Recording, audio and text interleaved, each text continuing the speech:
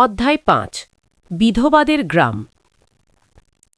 গ্রামাঞ্চলের নিরাপত্তা নিশ্চিত করা। জন্মাটা যথেষ্ট যোগ্যতা সম্পন্ন ছিল। শালা খুব কম্পিটেন্ট ছিল। যে পাক সেনা অফিসারটি আব্দুস সাত্তার ও তার গ্রামের সব লোককে গুলি করে হত্যা করেছিল, তাকে লক্ষ্য করে ওই ঘটনায় বেঁচে যাওয়া মোহাম্মদ আব্দুস সাত্তার। আমি সব আর্মিকে ঘৃণা করি, আপনাদের, আমাদের সবার। মোহাম্মদ জিন্নাতুল আলম একমাত্র ব্যক্তি যাকে পাক সেনা কর্মকর্তা না মেরে ছেড়ে দেয়, কিন্তু গ্রামের সব লোককে গুলি করে হত্যা করে। রাজশাহী জেলায় পদ্মা নদীর তীরে, যেখানে নদীটি ভারতের সাথে সীমান্ত তৈরি করেছে, সেখানে থানাপাড়া নামে একটি গ্রামের অবস্থান। ওই এলাকার যারা স্মরণ করতে পারেন তাদের জানা আছে, গ্রামটি বিধবাদের গ্রাম নামে পরিচিত। বেঁচে যাওয়া গ্রামবাসীদের দেওয়া তথ্য অনুসারে ১৯৭১ সালের ১৩ এপ্রিল পাকিস্তানি সেনাবাহিনীর একটি ইউনিট গ্রামটিতে এসেছিল, যা সারদা পুলিশ একাডেমির ঠিক পরেই অবস্থিত। পুলিশ একাডেমিটি বাঙালি বিদ্রোহীরা দখল করে নিয়েছিল, কিন্তু সেনাবাহিনী সেখানে পৌঁছালে বিদ্রোহীরা চারিদিকে পালিয়ে যায়। সেনাবাহিনী একাডেমিটির নিয়ন্ত্রণ নিয়ে নদীর ধারে থানাপাড়া গ্রামে হাজির হয়, যেখানে আশ্রয় নিয়েছিল গ্রামবাসী ও পলাতক বিদ্রোহীরা। মহিলা ও শিশুদের পুরুষদের থেকে পৃথক করে গ্রামে পাঠিয়ে দেওয়া হয়। তারপর সব পুরুষ মানুষকে এক জায়গায় জড়ো করে হত্যা করা হয় গুলি করে। এরপর মরদেহগুলো এক স্থানে স্তূপাকারে জমা করে তাতে আগুন জ্বালিয়ে দেয় পাক সেনারা। থানাপাড়া হত্যাকাণ্ডের ঘটনাটি অন্যতম ভয়াবহ অভিজ্ঞতা, যা আমি ১৯৭১ সালের যুদ্ধের উপর আমার গবেষণার কাজ করার সময় শুনেছিলাম।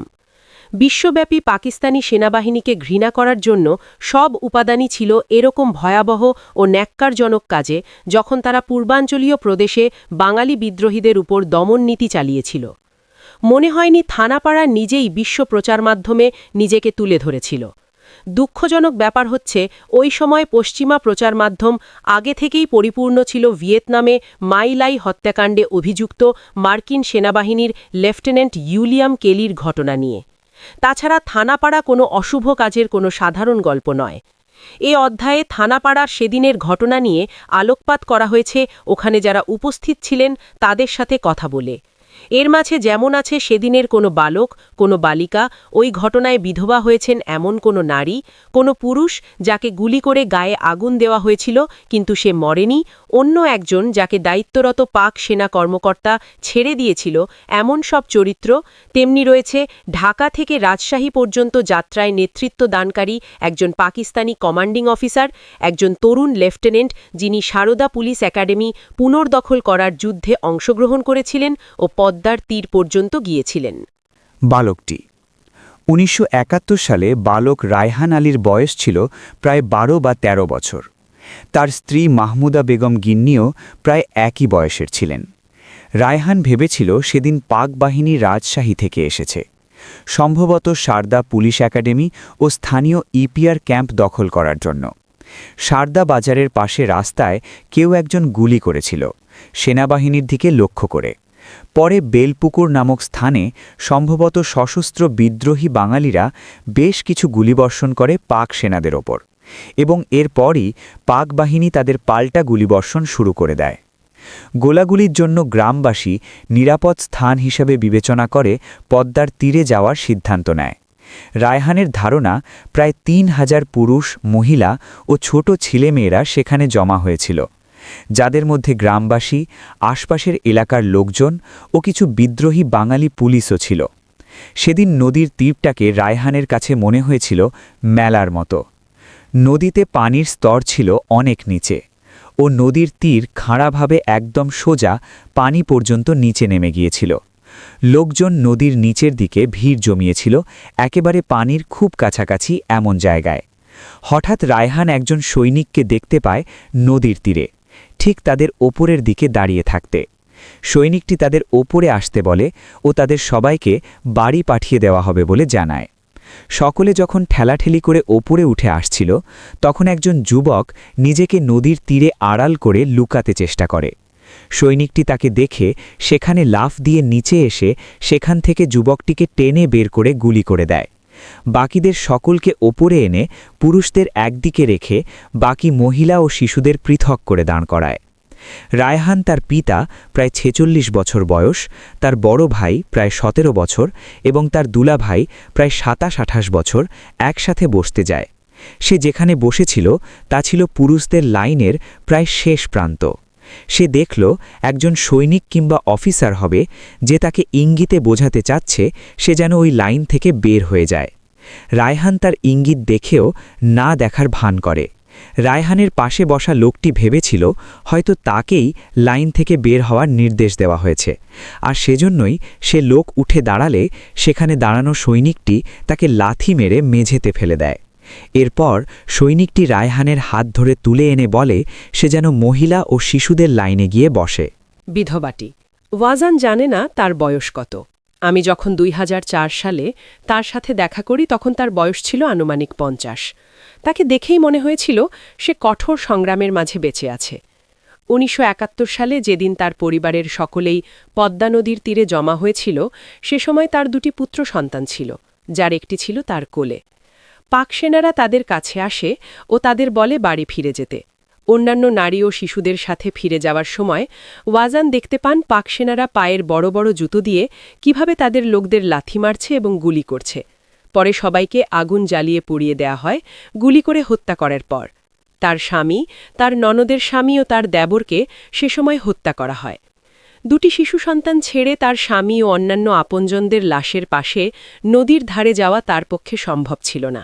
সে অন্যদের অনুসরণ করে ভারতে তার পিতামাতার কাছে চলে যায়, কিন্তু মাত্র ৩ দিনের মাথায় আবার ফিরে আসে। ২ বছর পর সোয়ালোজে তাকে একটা চাকরি দেয়া হয়। এখানে কাজ করা সত্ত্বেও সে তার সন্তানদের শিক্ষার ব্যবস্থা করতে পারেনি। এখন সন্তানদের একজনের একটি দোকান আছে এবং অপরজন দিনমজুরের কাজ করে জীবিকা নির্বাহ করে। তার স্বামী ও দেবরও দিনমজুর ছিল। তাদের কেউই কোনো রাজনীতিতে জড়িত ছিল না। ওয়াজানের আরেকজন ছোট দেবরকে সে সময় বয়স কম হওয়ায় তাকেও নারী ও শিশুদের সাথে ছেড়ে দিয়েছিল পাক সেনারা। তবে সে বড় হয়ে ওয়াজান ও তার এক বিধবা চাচিকে বাড়ি থেকে বের করে দিয়েছিল পুরুষটি। মোহাম্মদ আব্দুস সাত্তারকে একজন উল্লেখযোগ্য ব্যক্তিই বলা যেতে পারে। ইনিই রায়হানের পিতা। প্রায় ৭৮ বছর বয়সী আব্দুস সাত্তার লম্বা চওড়া সুঠাম দেহের অধিকারী ও মানসিকভাবে যথেষ্ট শক্তিশালী।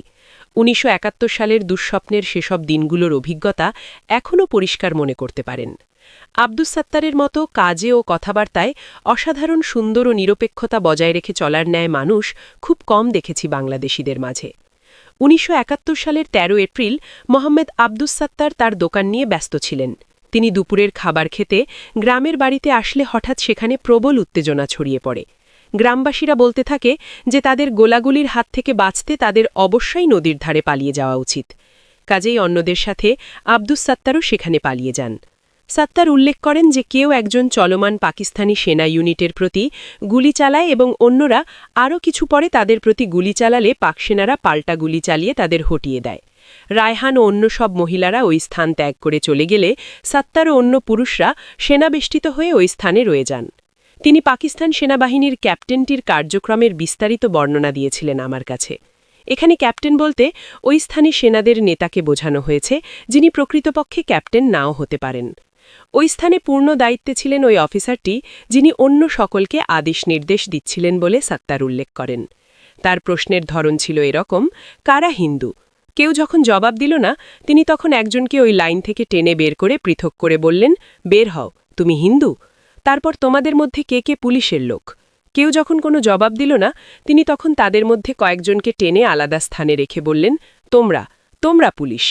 আমি সাত্তারকে জিজ্ঞেস করেছিলাম, ওই অফিসারটি যাদের চিহ্নিত করে পৃথক করেন তারা কি প্রকৃতপক্ষে হিন্দু ও পুলিশের লোক ছিল কিনা? সাত্তার বলেন, অফিসারটি একদম ঠিক শনাক্ত করেছিল, শালা কম্পিটেন্ট ছিল। অফিসারটি যাদের চিহ্নিত করেন তাদের অন্যদের থেকে আলাদা করা হয় ও তাদের গুলি করে হত্যা করে পাক সেনারা। আজিজুল আলম নামে একজন মুক্তার, যিনি রাজশাহী কোর্টে আইন ব্যবসায় নিয়োজিত ছিলেন, তাকে ওই লাইন থেকে বের করে আনা হয়েছিল। আলমকে তার নাম, ধাম, ধর্ম ইত্যাদি জিজ্ঞেস করা হয় এবং এ পর্যন্ত তার সাথে ভালোভাবেই কথাবার্তা চলতে থাকে। কিন্তু আলম তার কথা এখানেই থামায়নি। সে অফিসারটির মুখের উপরই কথা বলতে থাকে, আমি আওয়ামী লীগ করি, তোমরা যাই করো না কেন, দেশ স্বাধীন হবেই। এরপরই আলমকে গুলি করে সৈন্যরা। জিন্নাহ নামে আজিজুল আলমের এক তরুণ ভাইপো ছিল। সে লম্বা, ফর্সা ও দীর্ঘ চোখের অধিকারী ছিল। সে পড়াশুনো করত ময়মনসিংহ কৃষি বিশ্ববিদ্যালয়ে। ক্যাপ্টেন তাকে বাঙালি বলে মানতে চাননি। তার নাম জিন্নাহ বলাতে ক্যাপ্টেন আরও আশ্চর্য হয়েছিলেন। সে অফিসারকে বলেছিল যে সে সত্যিই বাঙালি ও ওই পাশের গ্রামে বাস করে এবং ময়মনসিংহ কৃষি বিশ্ববিদ্যালয়ে পড়াশুনো করে। এসব শোনার পর ক্যাপ্টেন তার দেওয়া তথ্যকে পরীক্ষা করার জন্য তার সাথে ইংরেজিতে কথা বলা শুরু করেন। তাতেও তিনি বিশ্বাস করতে চাননি যে ওই যুবকটি একজন বাঙালি। এরপর তাকে চলে যেতে বলা হয় এবং অফিসারটিকে পাহারা দিয়ে যেসব সৈনিকরা দাঁড়িয়েছিল তিনি তাদের হুকুম করেন, জানে দো, ওকে যেতে দাও। বাকি লোকদের ক্যাপ্টেন বলেন, তোমরা সব ভারতীয়, সবাই তোমরা নদী পার হয়ে এখানে এসেছ। এখানে ভৌগোলিক অবস্থানটা লক্ষ্য করার মতো একটা গুরুত্বপূর্ণ বিষয়। সাত্তার ঘটনাস্থল নদীর তীরে আমাকে নিয়ে গিয়েছিলেন, তবে ঘটনাস্থল আর অক্ষত ছিল না, কেননা পদ্মা তার প্রাকৃতিক নিয়মে প্রতিনিয়ত ভাঙছিল এবং বর্তমানে ওই স্থানটি নদীর বেশ ভিতরে অল্প পানির নিচে চরের মতো জেগে আছে মাত্র। আমি নদীর অপর পারে ভারতের জমি ও গাছপালা দেখতে পেয়েছিলাম। 1971 এপ্রিলে পদ্মা নদীতে তুলনামূলক কম পানিই ছিল এবং সহজেই যে কেউ এপার ওপার করতে পারত। মনে হয় পাকিস্তানিরা ভেবেছিল লোকগুলো যারা নদীর তীরে জমা হয়েছে তারা গ্রামবাসী হতে পারে না, তারা ভারতীয় এজেন্ট, এরা নদী অতিক্রম করে এপারে এসেছে। পাকিস্তানিদের এই অভিযোগ গ্রামবাসীরা সবাই অস্বীকার করেছিলেন, কিন্তু তাতে কোনো লাভ হয়নি। ক্যাপ্টেনের প্রশ্ন ছিল, যদি তোমরা এখানকার গ্রামের লোক হও তাহলে সকলে নদীর ধারে কি জন্য লুকাতে এসেছিলে? গ্রামবাসীর জবাব ছিল, তারা গুলির শব্দে ভয় পেয়ে এদিকে পালিয়ে এসেছে। কিন্তু অফিসার তা মানতে রাজি না ছিলেন। তিনি বললেন, তাহলে তোমরা আমাদের উপর গুলি ছুঁড়েছিলে কি জন্য? তোমরা যদি সত্যি এই গ্রামের লোক হও তাহলে আমরা তোমাদের সেনাবাহিনী, তোমাদের রক্ষা করব এবং আমরা তোমাদের সেবক, কিন্তু তোমরা আমাদের উপর গুলি বর্ষণ করেছ। সেনাবাহিনীর এই অভিযোগ আব্দুস সাত্তার স্বীকার করেন, বলেন, হ্যাঁ, কিছু লোক অবশ্যই গুলি ছুঁড়েছিল। প্রাথমিকভাবে বাছাই করা লোকদের, যেমন হিন্দু ও পুলিশের লোককে হত্যা করার পর বাকি অন্যদের ক্ষেত্রে একইভাবে জিজ্ঞাসাবাদ প্রক্রিয়া চলতে থাকে এবং এরই মাঝে উপস্থিত সেনা অফিসারটিকে মনে হচ্ছিল যে তিনি কোনো ঊর্ধ্বতন কর্মকর্তার নিকট ওয়াকিটকির মাধ্যমে কোনো নির্দেশ গ্রহণ করছিলেন। মনে হয়েছিল সকলকে হত্যা করার নির্দেশ দেওয়া হয়েছিল ওই ওয়্যারলেস সেটের মাধ্যমে। এরপর তারা সেখানে যত লোককে জড়ো করে রাখা হয়েছিল তাদের উপর বৃষ্টির মতো গুলি ছুঁড়ে হত্যা করে। সাত্তারের বাম পায়ে এবং বাহুতে 5টি গুলি লাগে। সে আমাকে তার আহত অকেজো বাম পাটি দেখিয়েছে। মৃত ও আহত ব্যক্তিরা সেখানে পড়েছিল। তারপর সৈন্যরা মৃতদেহগুলো এক স্থানে জমা করে। সাত্তারকেও টেনে নিয়ে যেয়ে ওইসব মরা ও অর্ধমরাদের সাথে রেখে দেয়। তারপর তাদের ওপর কেরোসিন তেল ছিটিয়ে আগুন জ্বালিয়ে দেয় সৈন্যরা। সাত্তার আগুনের উত্তাপ অনুভব করেন, তবে ততক্ষণে সে বেঁচে ছিল এবং তার ওপরে নিচে যারা ছিল তারা সকলেই মৃত ছিল। তার মনে হয়েছিল সৈন্যরা চলে যাচ্ছে এবং চারদিকে অন্ধকার ঘনিয়ে আসছে। সে কেরোসিন তেলে জবজবে ভেজা তার গায়ের জামা খুলে ফেলে এবং খুব দ্রুত নিজেকে ওই মরদেহের স্তূপ থেকে বের করতে সক্ষম হয়। ততক্ষণে সৈন্যরা চলে গিয়েছিল। সাত্তার হতবিহ্বল হয়ে টলমল করতে করতে তার নিজের বাড়ির দিকে রওনা দেন। তার আশেপাশে কেউ ছিল না, কেবল কয়েকটি কুকুর করুণ স্বরে চিৎকার করছিল আশেপাশে। সাত্তার চিৎকার করে তার স্বজনদের দৃষ্টি আকর্ষণ করতে চান। তার গলার আওয়াজ শুনে আশেপাশের ঝোপঝাড় থেকে তার পরিবারের সদস্যরা বের হয়ে আসে। তারা সাত্তারের ক্ষতস্থানে ব্যান্ডেজ বেঁধে দেওয়ার চেষ্টা করেন, কারণ তারা জানত যে অতিরিক্ত রক্তক্ষরণ তার মৃত্যুর কারণ হতে পারে। পরের দিন তারা ডাক্তারের খোঁজ করেন। সাত্তার কিছুদিন এক আত্মীয়ের বাড়িতে অবস্থান করেন। তার সুস্থ হয়ে উঠতে কয়েক সপ্তাহ লেগে যায়, তবে বেশ দীর্ঘ সময় তাকে শয্যাশায়ী থাকতে হয়। এরপর সাত্তার ফিরে আসেন থানাপড়ার। সাত্তারের ভাষ্য অনুযায়ী সেদিন 2টি সেনা ইউনিট রাজশাহীর দিক থেকে রাস্তা ধরে এদিকে এসেছিল। পাঠান ইউনিটটি চলে যায় মুক্তারপুর ক্যাডেট কলেজের দিকে। অপর পাঞ্জাবি ইউনিট থানাপাড়া ও সারদা পুলিশ একাডেমির দিকে আসে। সাত্তার আমাকে জানান, মুক্তারপুর এলাকায়ও অগণিত লোক থানাপাড়ার ন্যায় পদ্মার তীরে জমা হয়েছিল, কিন্তু পাঠান ইউনিটের সেনারা তাদের চলে যেতে বলে। সেখানে কাউকে গুলি করে হত্যা করা হয়নি। এদিকে সারদা পুলিশ একাডেমিতে অবস্থানরত সেনা ইউনিটগুলোকে বারবার বদলি করা হয়েছিল, তবে সব ইউনিটগুলোই 13 এপ্রিলের ঘটনার সাথে সম্পৃক্ত ইউনিটের মতো ছিল না। এদের মাঝে অনেকেই ছিলেন ভালো মানসিকতার। সাত্তার এরকম একজন ভালো অফিসারের কথা স্মরণ রেখেছেন, যার নাম মেজর সাফিউল্লাহ। ওই মেজর সাফিউল্লাহ বছরের পরের দিকে সারদা পুলিশ একাডেমিতে সেনা ক্যাম্পে বদলি হয়ে আসেন। মেজর সাফিউল্লাহ গ্রামবাসীর সাথে আলাপ আলোচনা করতেন ও তাদের সাথে সহযোগিতা করে কাজ করতে চেষ্টা করতেন। তিনি তার নিজের সেনা সদস্যদের মাঝেও নিয়মকানুন বজায় রাখতে গ্রামবাসীর সহযোগিতা কামনা করতেন। সাফিউল্লাহ তাকে ও গ্রামবাসীকে বলে দিয়েছিলেন যদি তার কোনো সৈনিক গ্রামে যে লুটতরাজ বা মহিলাদের সাথে অসম্মানমূলক আচরণ করে তবে তাকে যেন হত্যা না করে পিটিয়ে বিচারের জন্য তার অর্থাৎ মেজর সাফিউল্লাহর কাছে নিয়ে আসা হয়। পরবর্তীতে গ্রামবাসী তার এই নির্দেশ অনুসরণ করেছিল। একবার একজন সিপাহী এক গৃহস্থের বাড়িতে ঢুকে মুরগা মুরগা বলে আওয়াজ দিলে গৃহস্থের বউ শুকনো মরিচ মাখানো ঝাঁটা দিয়ে তার মুখে বাড়ি দেয়। সিপাহীটি জ্বালা যন্ত্রণায় অতিষ্ঠ হয়ে ওঠে। এরপর গ্রামবাসী তাকে ধরে মেজর সাফিউল্লাহর সামনে হাজির করলে মেজর সাহেব বলেন, মনে হচ্ছে বিচারের আগে তাকে প্রথমে ডাক্তারের কাছে পাঠানো দরকার। জিন্নাহ নামের যুবকটি রাজনৈতিক অস্থিরতার জন্য কৃষি বিশ্ববিদ্যালয় ফেব্রুয়ারি মাসে বন্ধ হয়ে যাওয়ায় মোহাম্মদ জিন্নাতুল আলম জিন্না তার গ্রামের বাড়ি থানাপাড়ায় ফিরে আসেন। তাদের বাড়িটি ছিল সারদা পুলিশ একাডেমির ঠিক দক্ষিণ পাশে। বাড়িতে তার ছোট চাচি ও দুজন চাচাতো ভাই ছিল। অন্য চাচাতো ভাই শিবলি ভারতে ছিল। বাড়িতে ১৯ বছর বয়সের তার ছোট ভাই ও এক ভগ্নিপতিও ছিল। সে সময় সারদা পুলিশ একাডেমির অবাঙালি অধ্যক্ষ খালেক সাহেব প্রথমে বাঙালি বিদ্রোহীদের সাথে যোগ দিতে ইতস্তত করেছিলেন, কিন্তু ঢাকায় বাঙালি পুলিশ বিদ্রোহের মতো ঘটনা তাকে উৎসাহিত করেছিল। কিন্তু রাজশাহী ক্যাডেট কলেজের ক্যাপ্টেন রশিদ প্রথম থেকেই বিদ্রোহীদের পক্ষে ছিলেন খুব সক্রিয়। এক পর্যায়ে বিদ্রোহীরা সারদা পুলিশ একাডেমির নিয়ন্ত্রণ নিয়ে নেয়।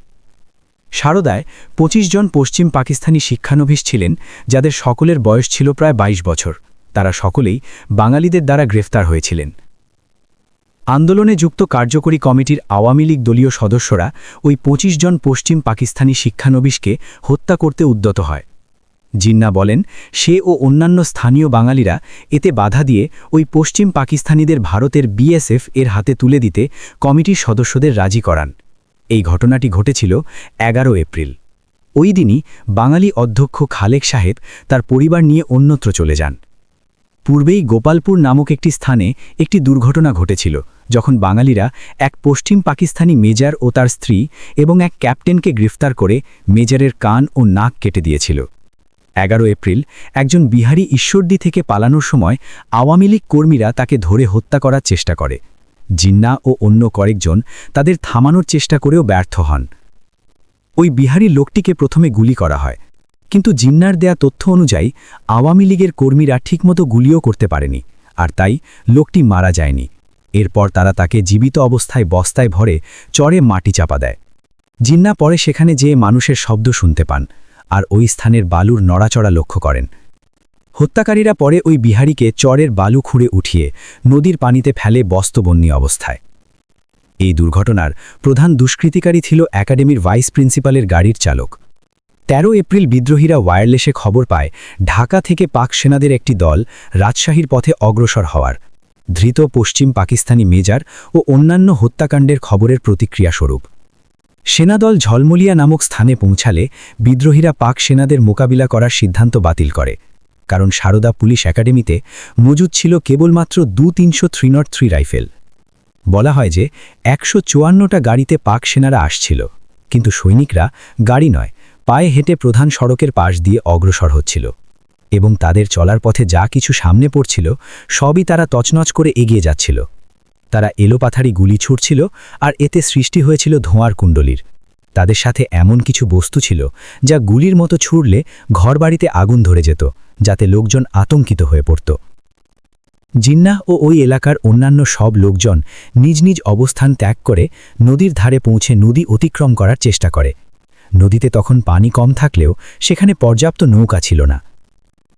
জিন্না ও তার চাচাতো ভাইরা সাঁতরে নদী পার হওয়ার চেষ্টা করে, কিন্তু অল্পতে ক্লান্ত হয়ে ফিরে আসতে বাধ্য হয়। ওই সময় তারা একটি কাঠের ভেলা ভেসে যেতে দেখলে জিন্নাহের ভগ্নিপতি তা ধরে নদী পার হতে উদ্যত হয়।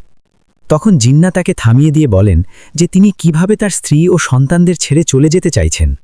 জিন্নার ছোট ভাইও ভেলায় চলে যেতে চাইলে তাকেও তিনি থামিয়ে দেন।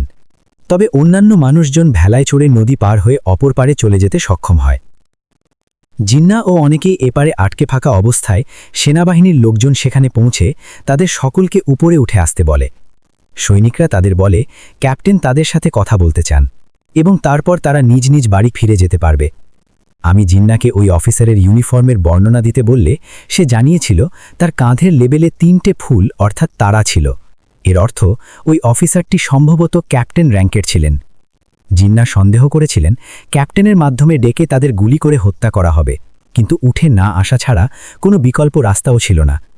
তিনি মহিলা ও শিশুদের অন্যদের থেকে পৃথক করে দেখে সব মানুষকে গুলি করে হত্যা করার ব্যাপারে নিশ্চিত হয়েছিলেন।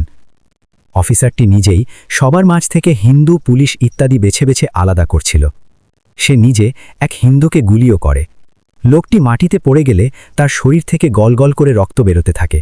পরের লোকটিকে পুলিশ বিবেচনা করে ৫-৬টা গুলি করে হত্যা করা হয়, যদিও লোকটি পুলিশের সদস্য ছিল না। এভাবেই হিন্দু ও পুলিশ বলে এক এক করে নিজের অস্ত্র দিয়ে নিজেই গুলি করে হত্যা করছিল ওই অফিসারটি। সৈনিকরা স্রেফ জড়ো হওয়া লোকগুলোকে ঘিরে দাঁড়িয়েছিল। একসময় পাশে দাঁড়ান তার বন্ধু জিন্নাকে বলেন, তোমাকে ডাকছে। জিন্না কিছুক্ষণ না দেখার ভান করলেও শেষমেশ তাকে সাড়া দিতে হয়। অফিসারটি তাকে উর্দুতে জিজ্ঞেস করেন, তোমারা নাম ক্যা হ্যায়? জি, স্না। উত্তর শুনেই অফিসারটি তার পুরো নাম জানতে চান। জিন্না তাকে বলেন, মুহাম্মদ জিন্নাতুল আলাম। সে কি করে? এর জবাবে জিন্না জানান, সে একজন ছাত্র।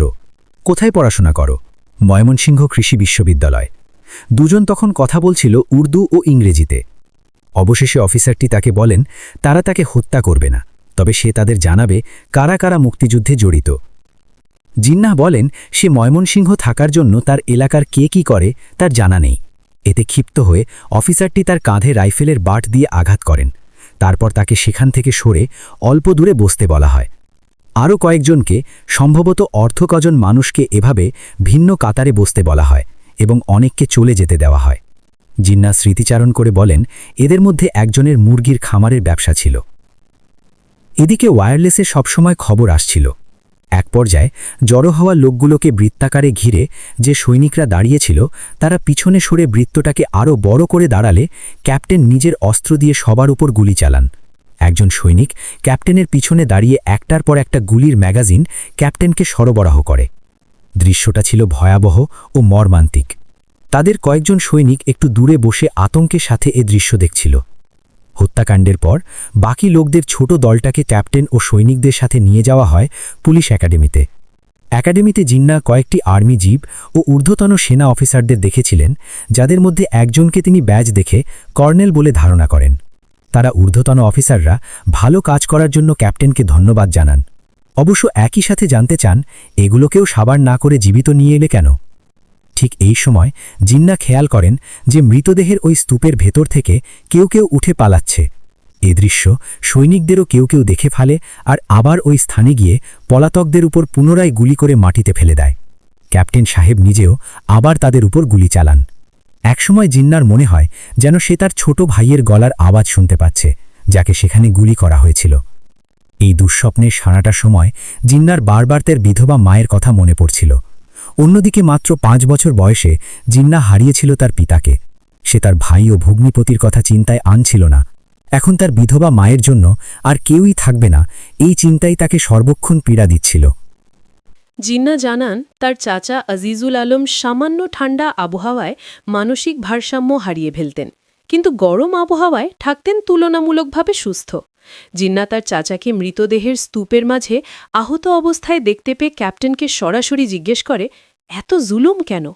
এরপরই ক্যাপ্টেন তাকে গুলি করে। একসময় ক্যাপ্টেনের মনে হতে থাকে যে তার গুলিতে সবাই হয়তো মারা যায়নি। তিনি ওই ছোট দলটাকে, যাদের ইতোমধ্যে গুলি করা হয়নি, তাদের সব মরা মানুষের দেহগুলোকে এক স্থানে গাদা করার জন্য হুকুম দেন। এভাবে লাশ গাদা করার সময় লাশের মাঝে জিন্না তার একজন শিক্ষকের লাশ বিবস্ত্র অবস্থায় দেখলে তিনি তার শিক্ষকের পরনের লুঙ্গিটা শ্রদ্ধার সাথে সঠিক স্থানে পুনরায় পরিয়ে দিয়েছিলেন। একজন সিপাহী এ দৃশ্য দেখে তার প্রতি চিৎকার করে বলে ওঠে, শীঘ্রই তাকেও এ পরিণতি ভোগ করতে হবে। লাশ গাদা করার সময় জিন্নার সামনে রাখা লাশের স্তূপের উপর পড়ে গেলে তার সারা শরীরও রক্তাক্ত হয়ে যায়। এরপর ক্যাপ্টেন, যারা লাশগুলোকে এক জায়গায় গাদা করার কাজে নিয়োজিত ছিল, তাদের লাশগুলোর নিকটে লাইন হয়ে দাঁড়াতে হুকুম দেন। এ পরিস্থিতিতে জিন্না মরিয়া হয়ে ওঠে, তাকে প্রাণে না মারার জন্য ক্যাপ্টেনের কাছে যাওয়ার মনস্থির করেন। এরূপ জীবন মরণ প্রশ্নে মরিয়া হয়ে ওঠার মতো পরিস্থিতিতে জিন্না অগ্রসর হতে থাকেন ক্যাপ্টেনের দিকে। যে সিপাহীটি তাকে অপছন্দ করেছিল, সে এই দৃশ্য দেখে জিন্নাকে বিরত করার চেষ্টা করে ক্যাপ্টেনের নিকট যাওয়া থেকে। অন্য একজন সৈন্য বা অফিসার হবে, যা জিন্না সঠিকভাবে বুঝতে পারেননি। সে সেখানে হস্তক্ষেপ করে জিন্নাকে ক্যাপ্টেনের কাছে যেতে সাহায্য করে। জিন্নার ধারণা সেই সাহায্যকারী লোকটি ছিল সিদ্ধি। সেখানে অস্ত্র হাতে দাঁড়ানো ওই অফিসারটি গাল বেয়ে অশ্রু গড়িয়ে পড়ছিল। যে সৈনিকটি জিন্নাকে পছন্দ করেনি, অফিসারটি সেই সৈনিকটিকে বলে চলে যেতে বলেন যে একজন লোক যদি তার প্রাণের জন্য কারো অনুগ্রহ কামনা করে, তাতে তোমার কি ক্ষতি? এতে সৈনিকটা সেখান থেকে ফিরে যায়। এরপর সিন্ধি অফিসারটি জিন্নাকে ক্যাপ্টেনের কাছে যেতে উৎসাহিত করেন, যাতে জিন্না সুযোগ পায় প্রাণে বাঁচার। অফিসারটি জিন্নার সাথে কিছু দূর এগিয়ে গেলেও ক্যাপ্টেনের কাছে পৌঁছানোর পূর্বেই জিন্নাকে ক্যাপ্টেনের দিকে এগিয়ে যাও বলে থেমে যান ও সেখান থেকে চলে যান। জিন্না ক্যাপ্টেনের সামনে দাঁড়িয়ে তার জীবন ভিক্ষা চায়। সে ক্যাপ্টেনকে তার বিধবা মায়ের কথা বলে, আরও বলে যে তার ভাই ইতোমধ্যে নিহত হয়েছে এবং সেও যদি এখন মারা যায় তবে তার বিধবা মাকে দেখার আর কেউ থাকবে না। ক্যাপ্টেন কিছুক্ষণ তার পানে তাকিয়ে থাকেন এবং কি যেন চিন্তা করে বলেন, ও হ্যাঁ, তুমি সেই যার সঙ্গে আমার আগেই কথা হয়েছিল, আর তুমি কৃষি কলেজে পড়াশোনা করো। তাহলে তোমার মা সত্যিই বিধবা? এরপর বললেন, ঠিক আছে, তাহলে তুমি যেতে পারো, তুমি যাও, আমি তোমাকে যেতে দিলাম। জিন্না হাঁটা শুরু করলেও প্রতি মুহূর্তে ভয়ে ভয়ে ছিলেন, আতঙ্কে যে যদি পিছন থেকে গুলি করে দেয়, যা ইতোপূর্বে অন্যদের ক্ষেত্রে ঘটেছে। কিন্তু কিছুই ঘটেনি। তিনি হেঁটেন ওখান থেকে চলে যেতে পেরেছিলেন।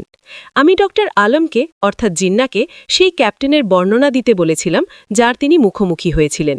আলম বলেছিলেন ক্যাপ্টেন তার চেয়েও লম্বা ও সুন্দর চেহারার, নিষ্ঠুর স্বভাবের লোক ছিল।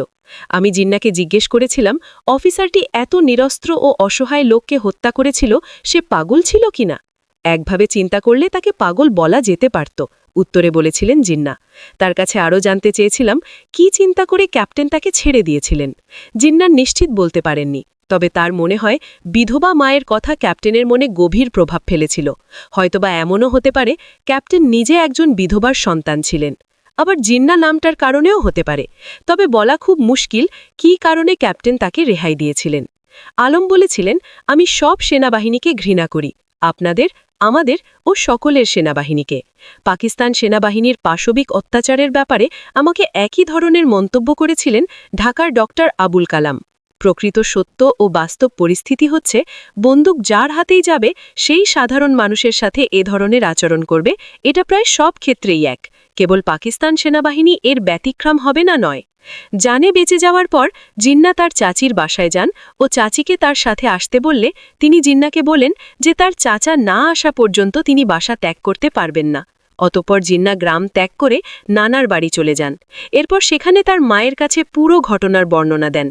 পরদিন তার নানা টমটম অর্থাৎ ঘোড়াগাড়ি নিয়ে থানাপাড়া যান নিখোঁজ হয়ে যাওয়া অন্য সব আত্মীয়ের সন্ধানে। শ্রমিকরা যেতে অনীহা প্রকাশ করে এবং তাদের ভোলানো হয় মিষ্টি কথা বলে ও হুমকিও দেওয়া হয়েছিল। তার বাকি গল্প জিন্না আগেই শুনেছিলেন। তার ভগ্নিপতির লাশটা সেখানে স্তূপীকৃত অন্যান্য লাশের থেকে দূরে পড়েছিল এবং দেখে মনে হয়েছিল প্রথম দফায় গুলি করে হত্যা করার পর যারা পালাতে চেষ্টা করেও দৌড়ানো অবস্থায় নিহত হয়েছিলেন, তাদের মধ্যে তিনি ছিলেন একজন। তার ছোট ভাইয়ের লাশ তাদের নিজেদের বাড়িতে পাওয়া যায়। আলমের বাকি জীবনটাকে এসব দুঃস্বপ্ন তাড়িয়ে নিয়ে বেরিয়েছে। তার ভাই যেভাবেই হোক বেঁচে যান এবং বাড়ি ফিরে আসেন, কিন্তু আহত হয়েছিলেন এবং শরীরের একদিক পুড়ে গিয়েছিল। বাড়িতে তাকে সাহায্য করার কেউই ছিল না। পরে প্রমাণ পাওয়া যায় যে তিনি দোতলায় তার ঘরে গিয়েছিলেন। সেখান থেকে রান্নাঘরে আসেন ও কুয়ো থেকে পানি তুলতে চেষ্টা করেন। অবশেষে সেখানে সঙ্গীহীন অবস্থায় কোনো সাহায্য না পেয়ে মারা যান। আমি 2004 সালে যখন মোহাম্মদ জিন্নাতুল আলম জিন্নার সাথে সাক্ষাৎ করি, তখন তার বয়স হয়েছিল 50-55 বছর। তার গায়ের রং সাদা ধপধপে, চোখ ছিল চওড়া নীলাভ ও তার মুখে দাড়ি ছিল। জিন্না স্পষ্ট উচ্চারণে কথা বলছিলেন এবং সাবলীলভাবে ইংরেজি ও উর্দুতে কথা বলতে পারেন। তিনি বাংলাদেশ কৃষি বিশ্ববিদ্যালয় কীটতত্ত্ব বিভাগের অধ্যাপক ছিলেন। পরবর্তীতে তিনি আমেরিকার ফ্লোরিডা ও আরকানসাসে পড়াশোনা করেন ও আরকানসাস ইউনিভার্সিটি থেকে পিএইচডি ডিগ্রি লাভ করেন। যখন বিল ক্লিন্টন আরকানসাসের গভর্নর ছিলেন ও হিলারি ক্লিন্টন সেখানে বিশ্ববিদ্যালয়ে আইন বিষয়ে পড়াতেন, সেই সময় জিন্না ছিলেন লিটল রকে।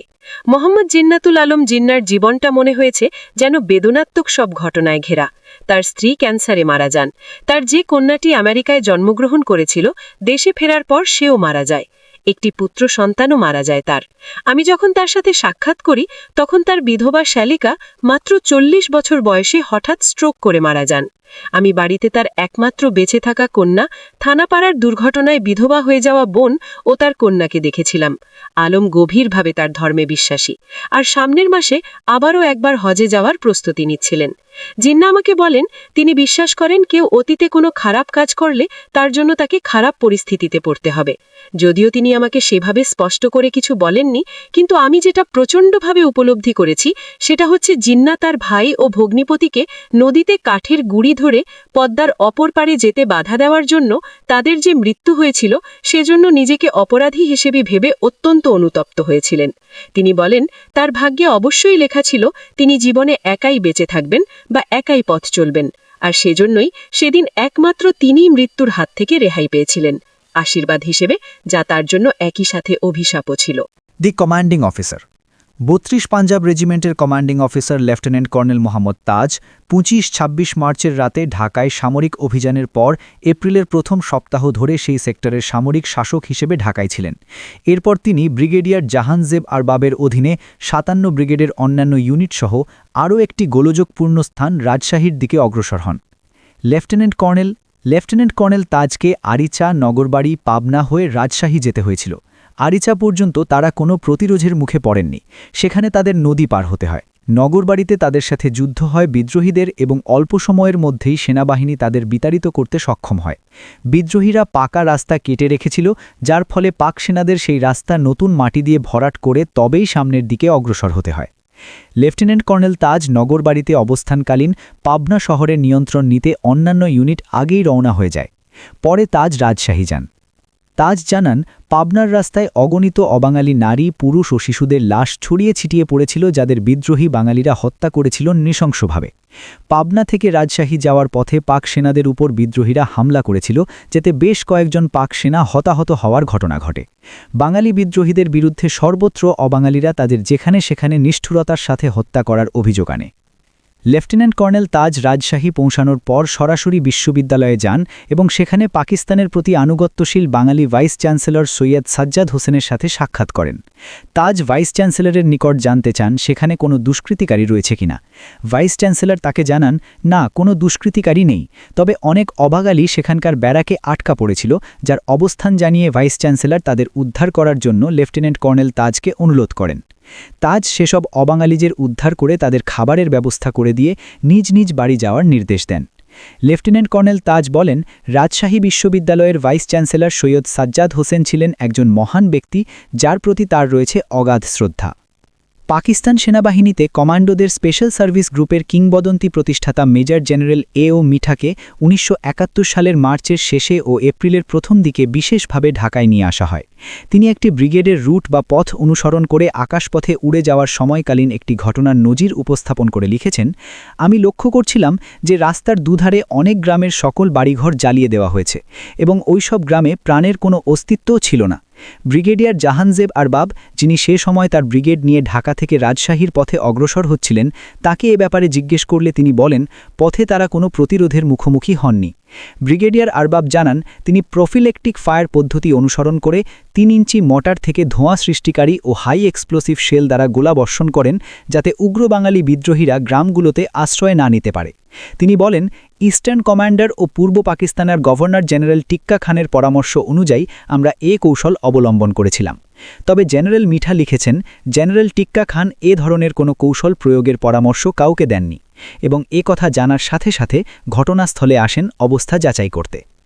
জেনারেল টিক্কা তার নাম ব্যবহারের জন্য আরবাবকে হালকাভাবে ভর্ৎসনা করে বলেছিলেন, আর যেন এরূপ না করা হয়। আমি মনে করি কাউকে একটি কঠোর ভাষায় বকা দেওয়ার সামর্থ্য টিক্কার ছিল না। লেফটেন্যান্ট কর্নেল তাজের ভাষ্য অনুযায়ী রাজশাহীর পথে যাত্রাকালে ব্রিগেডিয়ার আরবাব তার পিছনে ছিলেন।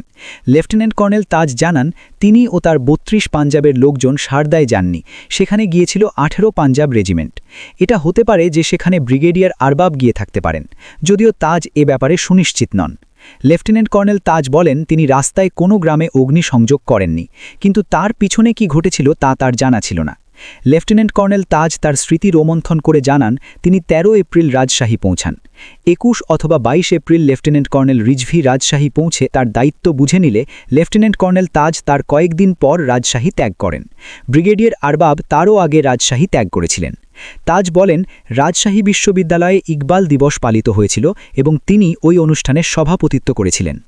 দি লেফটেন্যান্ট ঢাকা অভিযানের পর এ তরুণ অফিসারটি তার ইউনিট ১৮ পাঞ্জাবের সাথে পাবনা, রাজশাহী ও বগুড়া যান।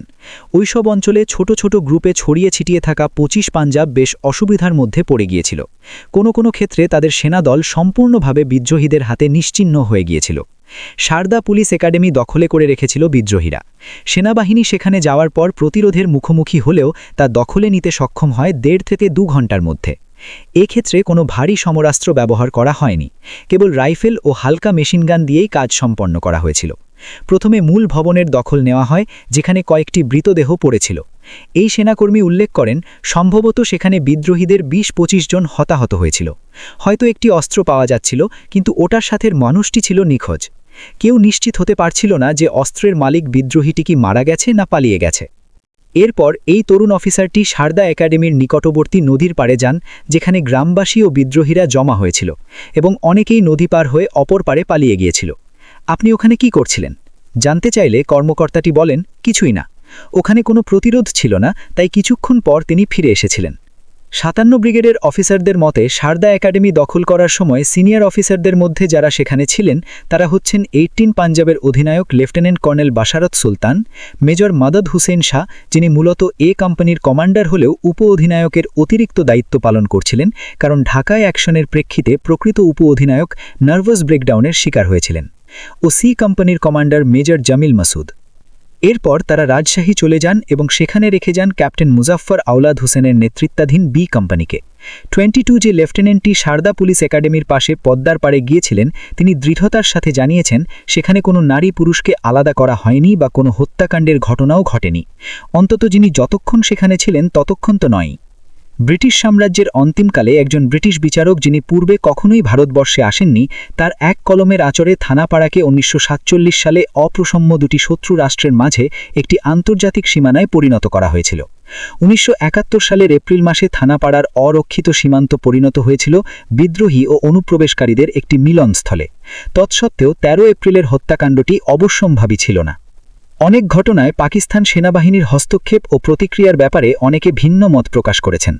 থানাপাড়ার ভুক্তভোগী বাঙালিরা অনেকে জানিয়েছেন বিদ্রোহী বাঙালিরা প্রথমে গুলি ছুড়েছিল, যার ফলশ্রুতিতে পাক সেনারা এর প্রতিক্রিয়ায় বেপরোয়া গুলি বর্ষণ করে। সম্ভবত কেউ যদি বাজারে তাদের প্রতি গুলি না ছুড়ত, তাহলে হয়তো তারা তাদের গন্তব্যে যেভাবে যাচ্ছিল সেভাবেই চলে যেত এবং দুষ্কৃতিকারী খোঁজার জন্য গ্রামে প্রবেশ করত না।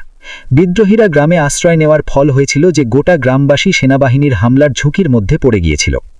এমনকি যাদের সহানুভূতি ছিল মুক্তিযোদ্ধাদের প্রতি, তাদের মাঝেও এ নিয়ে ক্ষোভ লক্ষ্য করা গেছে।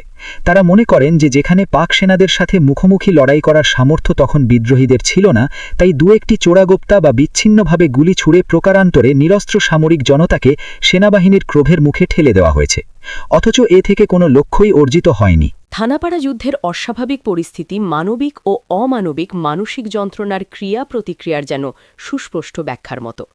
যেই সৈনিক বা অফিসারটি, যিনি বালক রায়হান আলীকে মহিলা ও শিশুদের শাড়ি থেকে পুরুষদের পৃথক করার সময় টেনে নিয়েছিলেন, তিনি নিঃসন্দেহে ওই বালকটির জীবন বাঁচিয়েছিলেন।